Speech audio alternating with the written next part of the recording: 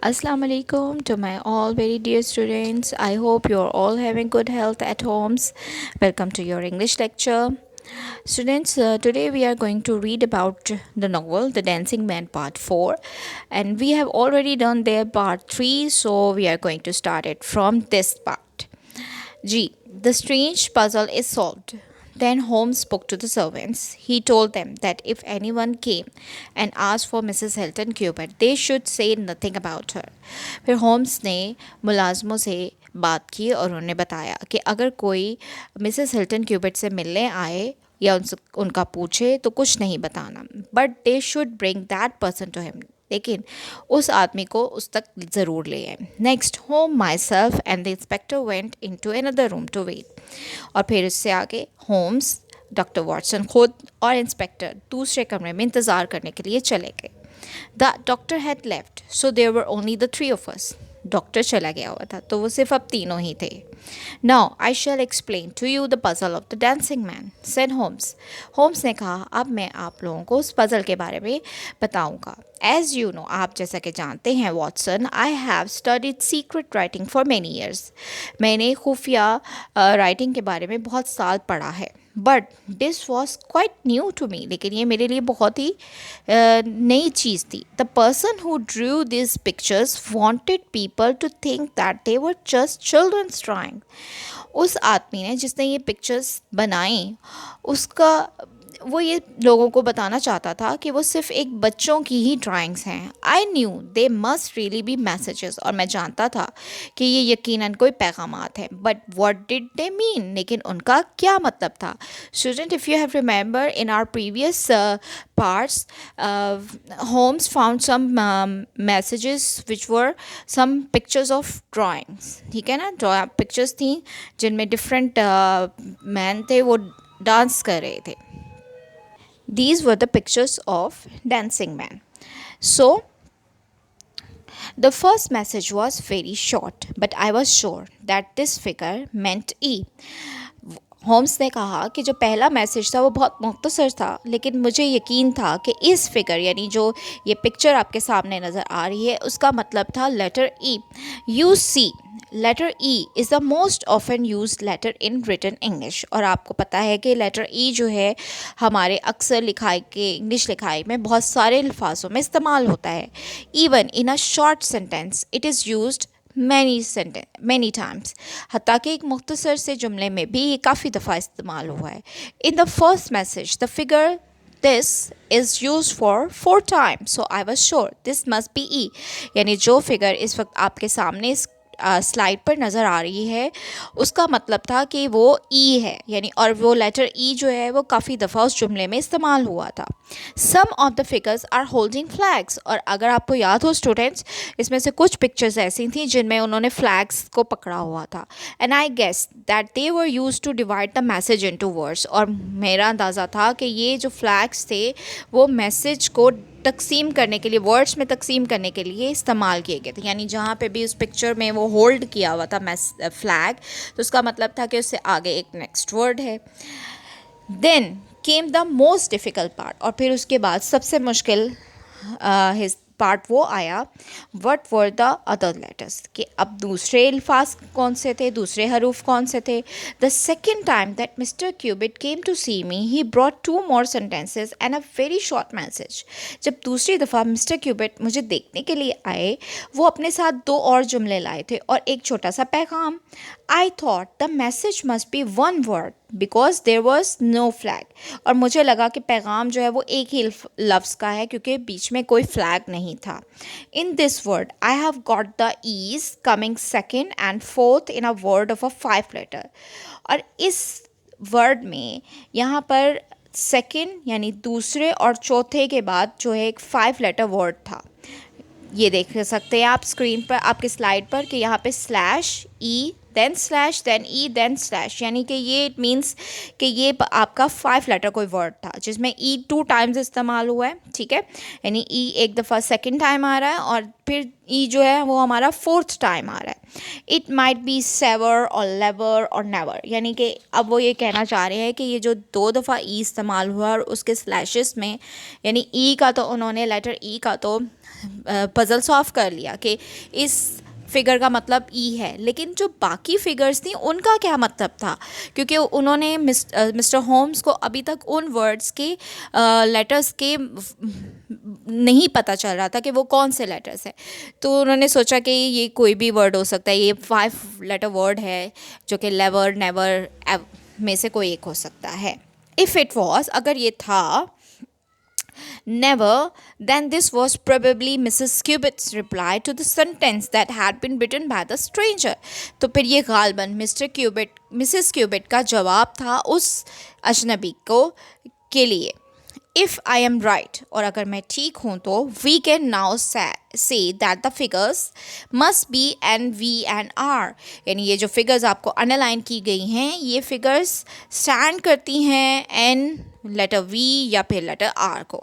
Now I was able to discover what some of the other letters meant, और फिर इसी तरह से मुझे बाकी दूसरे लेटर्स का भी मतलब समझ आया। If the writer once knew Mrs Elsie Cubitt he would probably use her name somewhere in the message, अगर जो लिखने वाला है वो मिसेस एल्सी क्यूबिट को जानता है तो वो यकीनन अपना नाम भी किसी मैसेज में यूज़ करेगा। All I had to do was to find 5 figures with an E as the first and the last E, यानी कि अब उनको फिर जो नेक्स्ट फिगर्स का मतलब जो ने समझ आया उसमें फिर अगेन वो वर्ड ऐसा था कि जिसमें ई 2 टाइम्स यूज़ हुआ, एक दफ़ा फर्स्ट और एक दफ़ा एंड पर, ये आप देख सकते हैं। I found that at the end of one message so I soon found my L S and I, यानी उन्हें जल्द ही और लेटर्स के बारे में भी पता चल गया एक्सेप्ट ई, यानी ई के अलावा उनको एल, एस और आई के बारे में भी पता चला। Before it something was repeated 3 time, लेकिन इससे पहले 3 दफ़ा कुछ रिपीट हुआ था। What was someone asking Elsie to do, क्या एल्सी से कोई पूछना चाह रहा था। There were only 4 letters in the word before Elsie, यानी एल्सी से पहले 4 लेटर वर्ड का कोई मतलब था।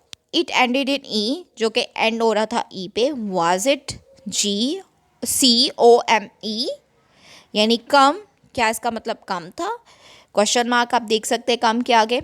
आई thought it was and so this gave me C O N M, और फिर इससे मुझे लगा कि इसका ये मतलब है कि कोई सी ओ और एम, यानी ई के अलावा उन्हें 3 लेटर और पता चले। मिस्टर होम्स को जब उन्होंने वो पजल सॉल्व की तो उन्हें ये पता चला कि उस वर्ड का जो 4 लेटर वर्ड था उसका मतलब क्या था, उसका मतलब था कम, ठीक है। I went back to the first message, और फिर जब उन्हें ये वर्ड का मतलब पता चला कि इसका वर्ड का मतलब कम है तो वो फिर दोबारा पहले अब मैसेज की तरफ गए। I broke it up into words and put it in all the letters I had found it look like this, और फिर उन्होंने क्या किया, मिस्टर होम्स ने वो जितने भी वर्ड्स उन्हें मिले थे उन्होंने उनको इस तरतीब से जोड़ा जो इस टाइम आपके सामने नज़र आ रहे हैं, ठीक है ना। यानी उनको ये लेटर समझ आए और उन्होंने उसका तोड़ कर लिया, लेकिन जहाँ स्लैशेस हैं वहाँ पे अभी भी उन्होंने सॉल्व नहीं की। इट मीन्स कि वो स्लैशेस वाली जगह पे भी अभी क्वेश्चन मार्क है कि उन पे क्या वर्ड आना है, ठीक है। So student, any guesses? You can have some guesses, फिर हम देखते हैं कि वाकई इनका क्या मतलब है, वही मतलब है जो आप सोच रहे हैं। Okay, let's see the next slide. There is only one word in English that has 2 letters and ends in M, यानी वो कहते हैं कि इंग्लिश में एक ही वर्ड है जिसके 2 लेटर्स हैं और वो एम पर ख़त्म होता है, दैट इज़ एम। यानी 2 लेटर वर्ड कौन सा हो सकता है? ए और M, obviously. So the first letter must be A, this is use 2 more time, यानी पहला जो लेटर है वो ए है और वो 2 दफ़ा इस्तेमाल हुआ है। आई was sure the second word was here, और मुझे यकीन था कि सेकेंड वर्ड भी यहीं पर है। बिगिनिंग विद एच, यानी जो सेकेंड वर्ड है वो एच से स्टार्ट हो रहा है। Now the message became like this, ये जो पिछले हमने स्लाइड में स्लैशेस छोड़े थे और आपका गेस था वो देखते हैं कितना सही हुआ। तो अब उसका ये मतलब था आई एम हेयर। अब यहाँ पे भी ए के बाद स्लैश है, फिर ई, फिर नेक्स्ट नेम देखें SLANE और फिर स्लैश। तो अभी भी ये 2 लेटर वर्ड हमारे मिसिंग हैं, ठीक है ना। अब देखते हैं कि कैसे होम्स ने उन 2 लेटर वर्ड्स को कैसे फाइंड आउट किया। The 2 words after am here must be a name. वो कहते हैं कि 2 वर्ड जो एम हेयर के बाद आ रहे हैं वो यकीनन किसी का नाम है। There are not many names that have 3 letters beginning with A and ending in E. वो कहते हैं कि बहुत नाम नहीं हैं ऐसे जो सिर्फ 3 लेटर वर्ड्स हो और जो ए और एंड हो रहे हो ई पर। तो वो कहते हैं एब, शॉर्ट फॉर अब्राहम, यानी अब्राहम का शॉर्ट फॉर्म एब। सीम्ड पॉसिबल, मुमकिन हो सकता है। Quite a lot of American man have the name एब। वो कहते हैं बहुत सारे अमेरिकन आदमियों के नाम एब से स्टार्ट होते हैं। The best letter to put at the end of the second name is Y, making it Slaney. वो कहते हैं कि सबसे मुझे बेहतर जो लेटर लगा सेकेंड नेम के बाद वो था वाई, और वो फिर वाई लगाकर उसको जोड़ा तो क्या नाम बना, ये देख सकते हैं, एम हेयर एप स्लेनी, ठीक है। यानी ए के सेंटर में बी आया और एंड पर ई के बाद वाई लगाया तो ये नाम ऐसे आया, एब स्लेनी। Now I had enough letters to look at the second message I could make. अब वो कहते हैं कि मेरे पास दूसरे पैगाम के लिए बहुत सारे लेटर्स थे कि मैं उसको फिर बना सकता था। यानी अब उनके पास ऑलमोस्ट काफ़ी पजल सॉल्व हो चुकी थी जी।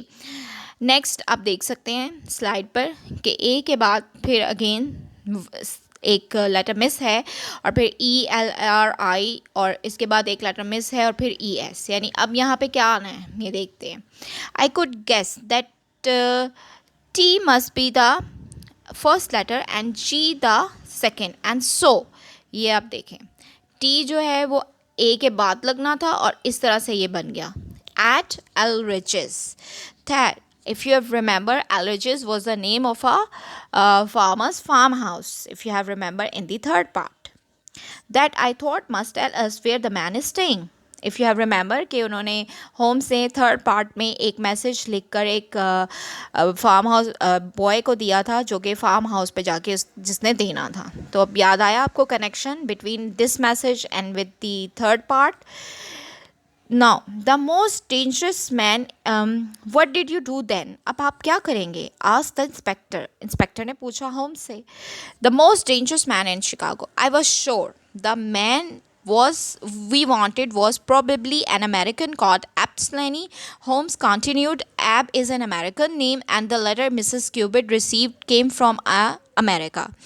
और मुझे यकीन था कि जिस आदमी को हम चाह रहे हैं वो यकीनन एक अमेरिकन है जिसका नाम एब स्लेनी है। इसको आप अंडरलाइन कर लें, इट्स इम्पॉर्टेंट टू लर्न।